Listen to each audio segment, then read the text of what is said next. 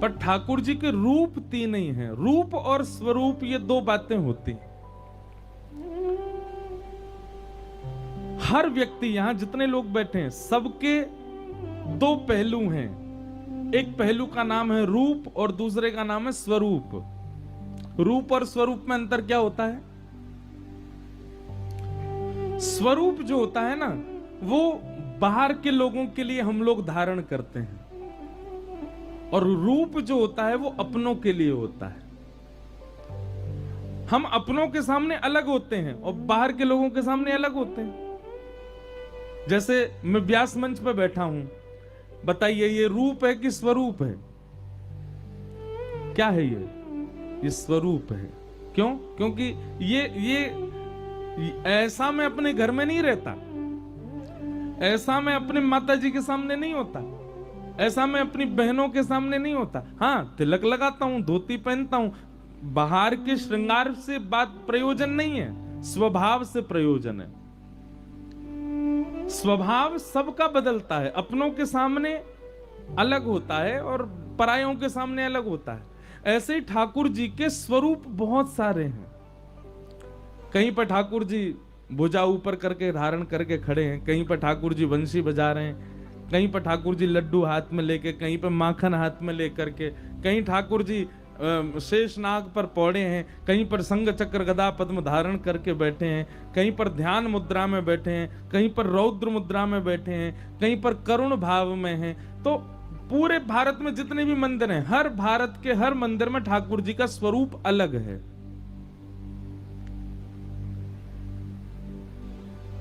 वो किसी एक के प्रयोजन से ठाकुर जी ने धारण किया है। वृंदावन जाते हैं आप लोग, तो वृंदावन में बिहारी जी जो हैं वो किसके ठाकुर जी हैं? स्वामी श्री हरिदास जी महाराज, वो हरिदास जी के हृदय के ठाकुर जी हैं। श्री राधा वल्लभ जी किसके ठाकुर जी हैं? श्री हितरवंश महाप्रभु के ठाकुर जी हैं। श्री राधा रमन जी किसके ठाकुर जी हैं? गोपाल भट्ट गोस्वामी के ठाकुर जी हैं। द्वारिका में आप जाकर के देखोगे, वहां पर श्री द्वारिकाधीश चतुर्भुज रूप में खड़े हैं, वो किसके ठाकुर जी हैं? वो देवकी मैया के ठाकुर जी हैं। बद्रीनाथ में जाकर के देखोगे तो वहां तपस्या में ठाकुर जी बैठे हैं, वहां किसके बोले एक विशाल नाम के राजा हुए, उस राजा के लिए ठाकुर जी तपस्वी रूप में वहां प्रकट हो गए। जिसकी भावना जैसी ठाकुर जी वैसे वैसे प्रकट होते चले गए सब जगह। तो ये ठाकुर जी के स्वरूप हैं जो आप मंदिरों में देखते हो।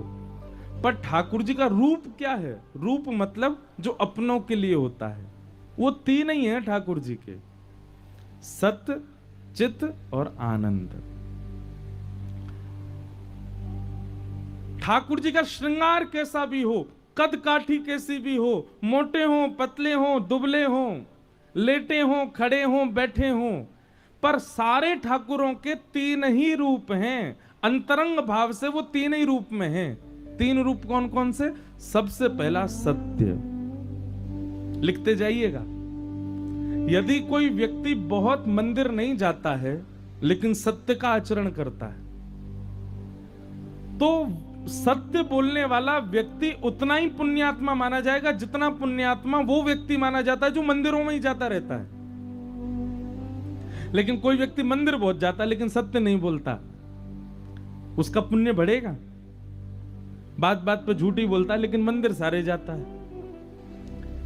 आपकी तन की उपस्थिति कहां है ये ज्यादा विशेष नहीं होता, आप मन से कैसे हो ये विशेष होता है।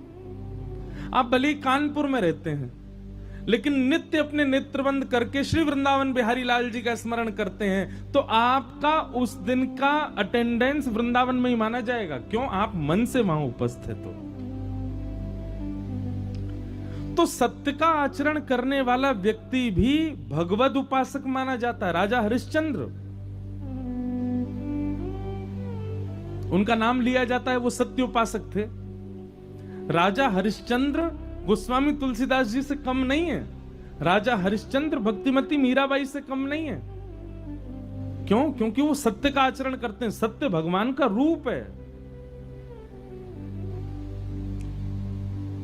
तो सबसे पहला रूप क्या है भगवान का? सत्य।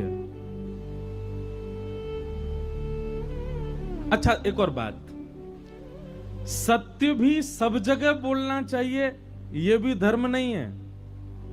यह भी सत्संग आपको सिखाएगा कि सत्य कहां बोलना चाहिए, कैसे बोलना चाहिए, कितना बोलना चाहिए।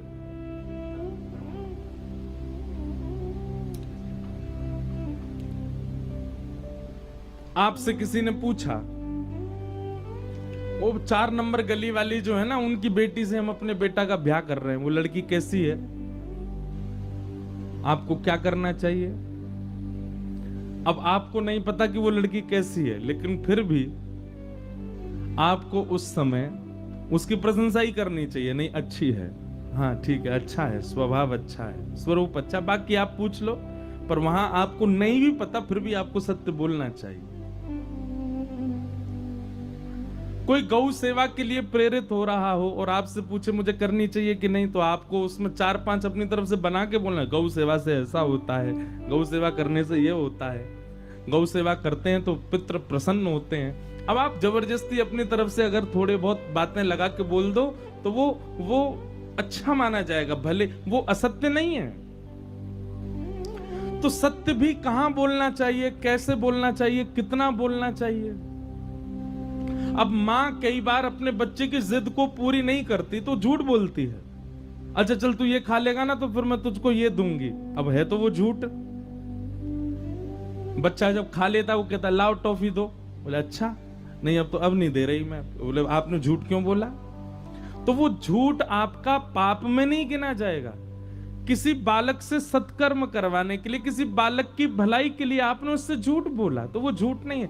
तो ये तो मैंने बहुत सामान्य से उदाहरण दिए हैं। संसार में कई बार ऐसी परिस्थिति बनती है कि आपको वहां पर सूक्ष्म झूठ बोलना पड़ता है, तो वो सूक्ष्म झूठ अपराध नहीं माना जाता।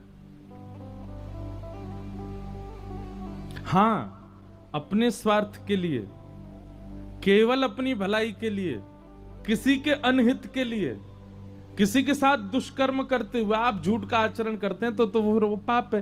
तो ये विवेक सत्संग प्रदान करता है कि कितना सत्य उचित है, कहां सत्य बोलना चाहिए, कहां सत्य का आचरण नहीं करना है।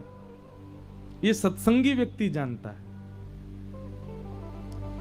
लेकिन फिर भी सत्य का उपासक व्यक्ति जो होता है वो भगवान के उपासक के समान ही होता है। जो अपने जीवन में सत्य को आश्रय देता है, सत्य के आश्रय में रहता है, वो किसी भजनानंदी, किसी भक्त से कम नहीं है। अरे लोग नाम जप करते हैं, 108 नाम नित्य बोलते हैं। आप सत्य जप करो, मैं दिन भर सत्य ही बोलूंगा, झूठ बोलना ही नहीं है, तो भी आप उपासक ही माने जाओगे ठाकुर जी के। तो भगवान का पहला रूप क्या है? सत्य।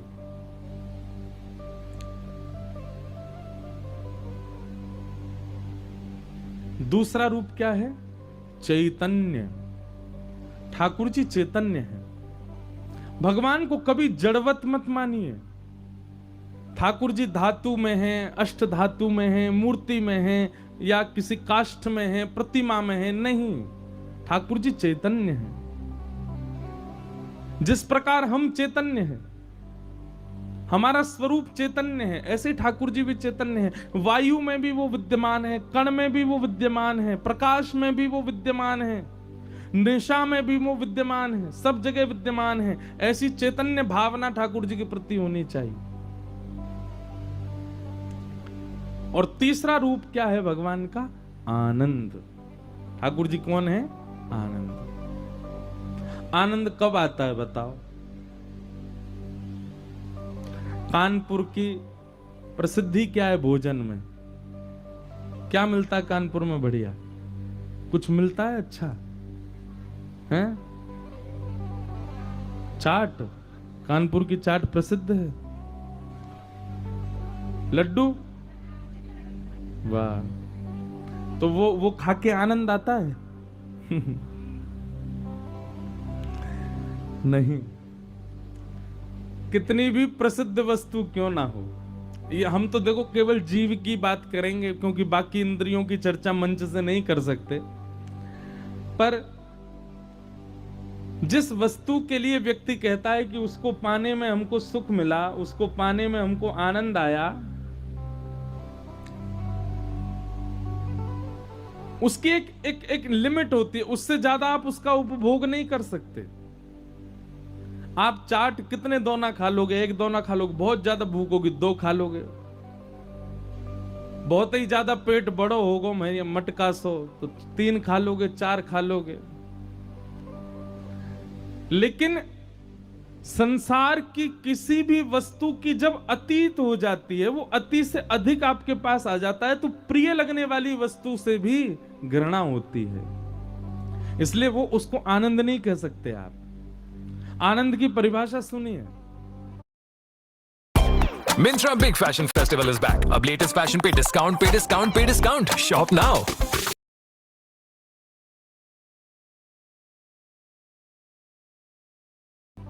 जिस वस्तु के अतीत का सेवन करने से, अतीत में उस वस्तु का उपभोग करने से यदि उस वस्तु से आप ऊबने लग जाओ, तो वो आनंद नहीं कहलाएगी, वो सुख कहलाता है।